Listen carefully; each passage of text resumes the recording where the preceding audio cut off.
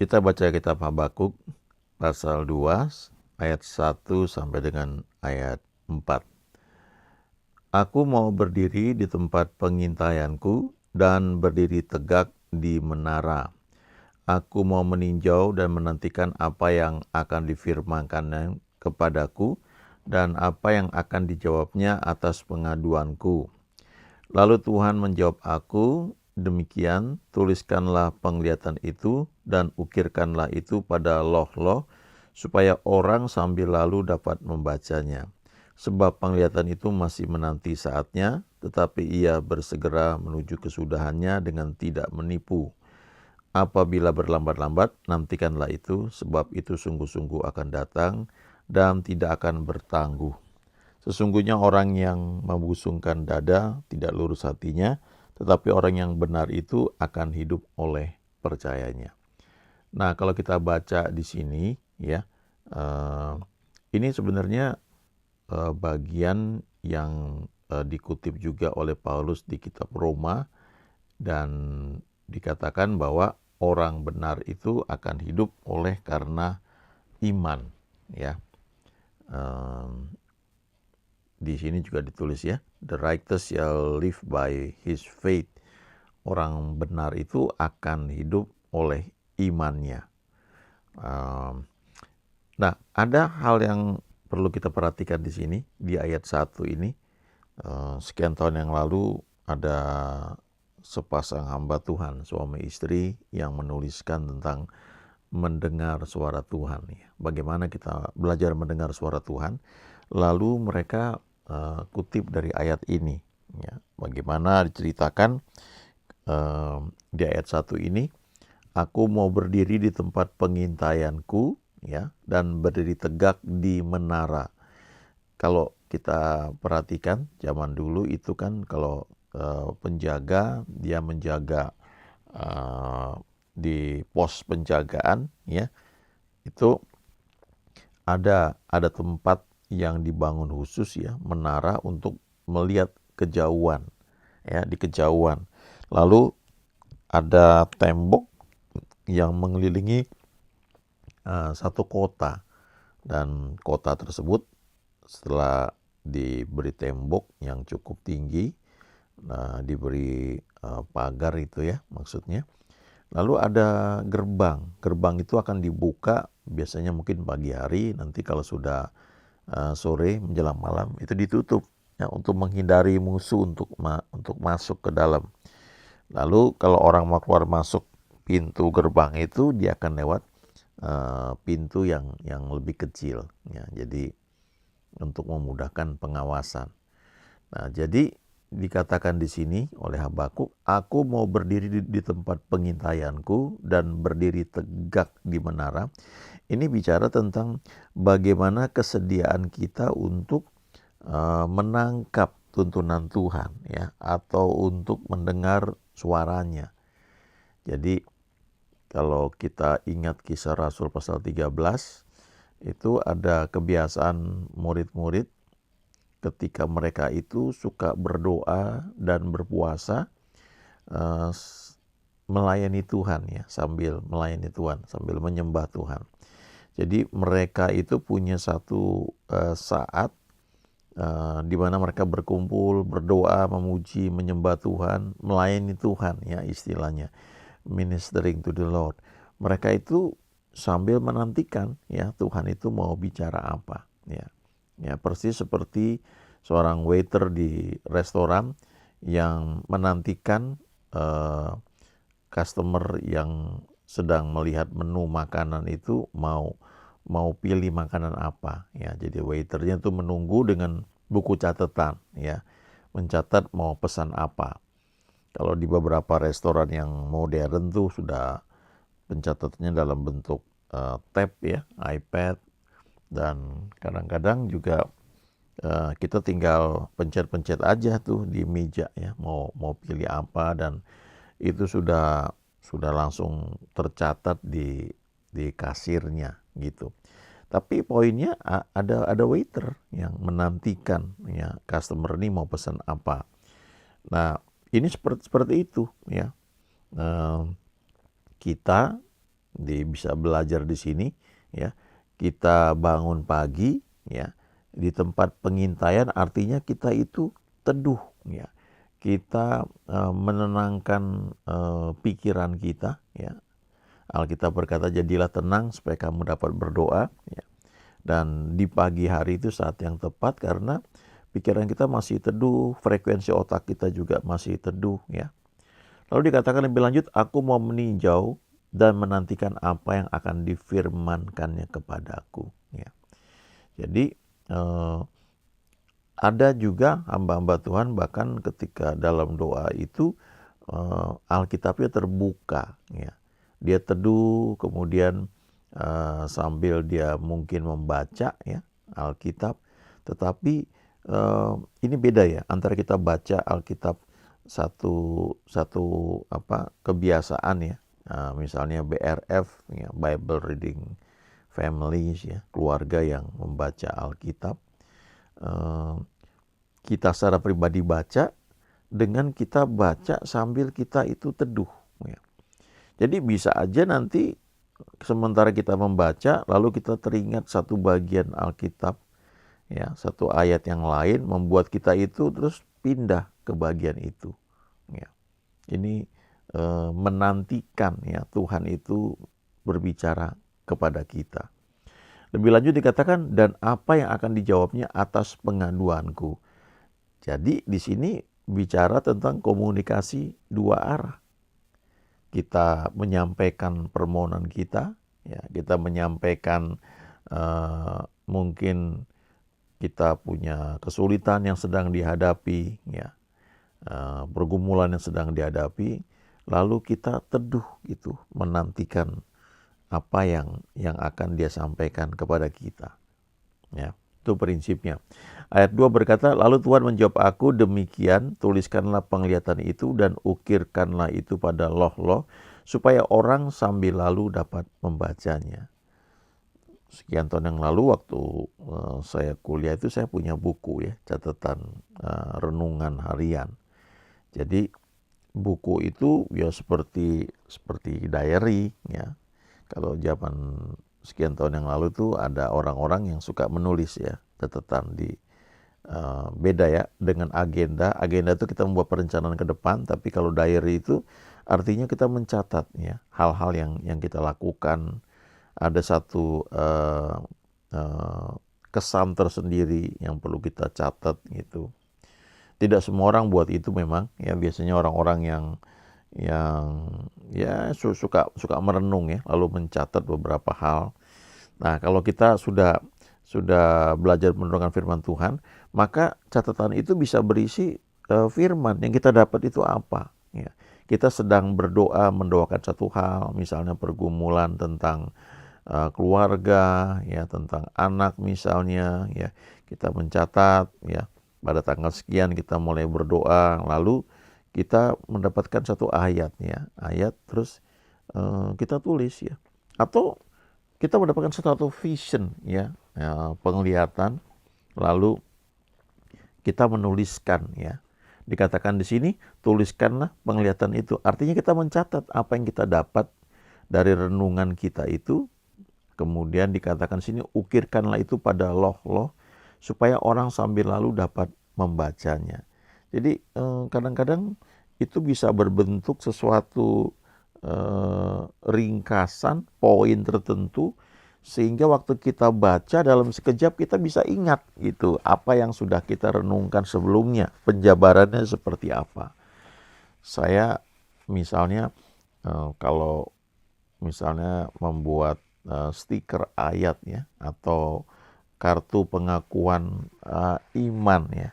Kadang-kadang dalam satu ayat itu ada beberapa kata yang saya buat cetak tebal yang bold ya.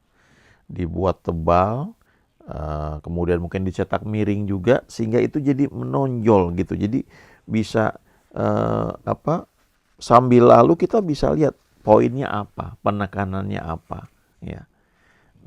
Terjemahan lain mengatakan supaya orang yang melihatnya bisa segera berlari ya, berlari karena mendapatkan dorongan waktu membaca catatan itu. Ya, kadang-kadang ada beberapa pengalaman seperti vision gitu yang terus nempel ya sampai sekarang.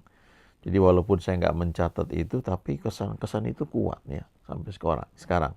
Misalnya ada satu masa ketika saya kuliah dulu ya, ada seperti masa yang saya merasa kurang kurang nyaman gitu, karena dalam kuliah pada masa itu ada beberapa hal yang saya lalai sehingga lulusnya lebih lama ya. Walaupun belakangan ketika saya lulus ya bareng-bareng dengan banyak teman yang lain ya, mayoritas itu dalam angkatan saya di jurusan saya itu ya lulusnya paling besar ya waktu saya ya wisuda ya. Jadi sebenarnya secara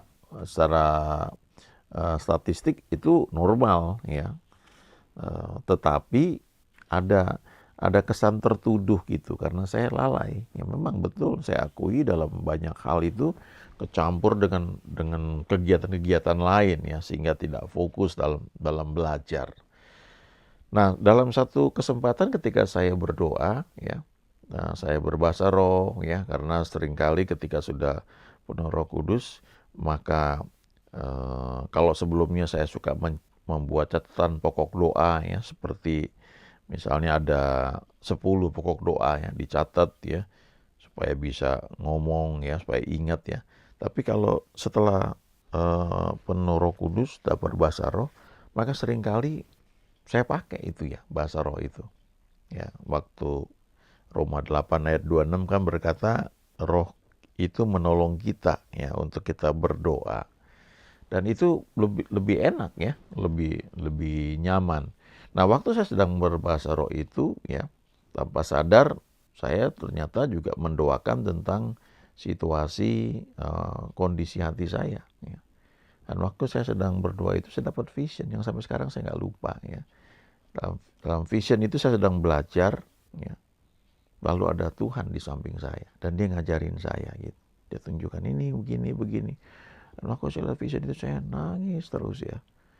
Jadi rupanya luka hati karena kelalaian saya dalam kuliah tersebut disembuhkan ya, ketika lihat vision itu. Dan sejak saat itu hilang ya rasa merasa tidak pantas, rasa malu, tidak layak dan sebagainya karena lalai dalam kuliah itu hilang ya. Bahkan kalau saya ceritakan itu menjadi sesuatu yang suka ya saya renungkan gitu, bukannya bangga karena lulusnya lama, bukan, tapi karena ada keyakinan kuat ternyata Tuhan itu selalu ada ya dalam setiap bagian kehidupan kita ya. Ada lagu yang kata-katanya seperti itu ya, engkau ada dalam setiap masa, setiap bagian, setiap musim hidupku. Apakah itu musim kering ya, musim sulit, musim susah, atau musim hujan ya, engkau ada. Dan walaupun saya nggak mencatat ya penglihatan itu, tapi itu kuat nempel sampai sekarang, sehingga sangat menguatkan ketika menghadapi masa-masa sulit itu. Selalu saya ingat bagaimana Tuhan menyertai ya. Lalu dikatakan ayat 3, sebab penglihatan itu masih menanti saatnya, tetapi ia segera menuju keseduhannya dengan tidak menipu. Apabila berlambat-lambat, nantikanlah itu, sebab itu sungguh-sungguh akan datang dan tidak akan bertangguh. Kita baca di Alkitab, orang-orang yang Tuhan pakai itu, mereka punya pengalaman pribadi bersama Tuhan. Entah itu dalam bentuk mimpi, ya, dalam bentuk vision, dan sebagainya. Kalau Yusuf misalnya, dia mendapatkan mimpi. Saya percaya pengalaman dia tuh tidak hanya mimpi ketika dia masih bersama orang tuanya, kemudian dia mendapatkan mimpi dia akan menjadi penguasa, tapi saya percaya ada masa-masa selanjutnya dia juga mendapatkan tuntunan Tuhan. Tapi memang tidak dicatat di Alkitab karena memang fokus dari kisah mengenai Yusuf itu salah satunya adalah tentang mimpinya, bahwa dia akan menjadi penguasa. Nah, memang nggak dicatat ya di Alkitab bagaimana dia menuliskan apa yang dia dapat dari Tuhan itu, tapi mimpi itu nempel begitu kuat sehingga terukir pada loh hati dia, ya, terukir dengan sendirinya, dan itu dia nantikan. Tapi kalau kita baca di Alkitab, bagaimana dia mengalami situasi-situasi yang tidak enak, dia dijual sebagai budak, kemudian dia kerja di rumah Potifar, kemudian dia masuk penjara, dia terus ya lakukan proses itu yang mesti dia lalui. Tapi ada masa-masa juga dia nggak sabar, ya. Dia minta tolong pada kepala juru minuman karena dia merasa dia nggak salah, ya. Dia masuk penjara dan dia minta tolong kepada kepala juru minuman itu. Tetapi kita baca di Alkitab, ternyata dia dilupakan selama 2 tahun, ya. Nggak tanggung-tanggung tuh, 2 tahun dia dilupakan. Dan kemudian kalau kita baca di kitab Mazmur, itu penggenapannya bukan ketika Yusuf itu sedang berdoa gitu. Enggak, justru mungkin dia sedang tidur atau sedang melakukan tugas seperti biasanya di penjara. Karena dikatakan di Alkitab bahwa ketika sudah tiba waktunya, maka janji Tuhan membenarkannya, ya. Lalu dia dipanggil karena Firaun mau minta tolong atas referensi dari kepala juru minuman, ya, untuk bisa memberikan arti mimpi yang dia alami. Lalu Yusuf keluar dari penjara, ya, dia bercukur, rapi semuanya, baru menghadap raja. Kemudian ketika raja, ya, Firaun menceritakan mimpinya, Yusuf memberi jawabannya, ya. Tidak hanya jawaban, tapi juga bagaimana tidak hanya memberitahu arti mimpi itu, tapi juga cara menangani situasi yang akan dihadapi oleh Firaun. Sehingga langsung Firaun bilang, wah, kalau gitu ini kapan lagi dapat orang kayak begini? Udah kamu aja langsung jadi orang yang ngatur ini semua ke depannya. Dia langsung menjadi orang nomor 2, ya, di Mesir, di bawah Firaun, ya, langsung di bawah Firaun, dan dia jadi penguasa di situ. Jadi apa yang dia alami sebelumnya, ya, visionnya itu akhirnya tergenapi, ya, dengan cara Tuhan tentunya. Kita bisa belajar, ya, kita lihat misalnya Abraham, ya, beberapa kali kan Tuhan menampakkan diri dari sejak di Ur Kasdim, kemudian waktu dia di Haran, kemudian ketika dia keluar dari Mesir, ya, berkali-kali Tuhan bilang bahwa kamu akan kebuat jadi bangsa yang besar. Dan ada masanya ketika dia pun goyah, ya, karena istrinya juga bilang, wah, kayaknya aku nggak akan punya anak nih kamu nggak akan punya anak lewat aku, ya. Udah kawin aja sama Hagar. Dan akhirnya memang Abraham punya anak, ya, anak kandung, tetapi itu lahir dari cara manusia.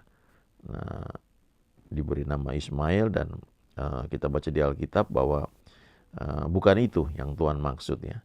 Sehingga akhirnya ketika Tuhan menampakkan diri lagi kepada Abraham, ya, Tuhan ngomong dengan jelas bahwa istrimu Sarah yang akan melahirkan, dan itu tahun depan.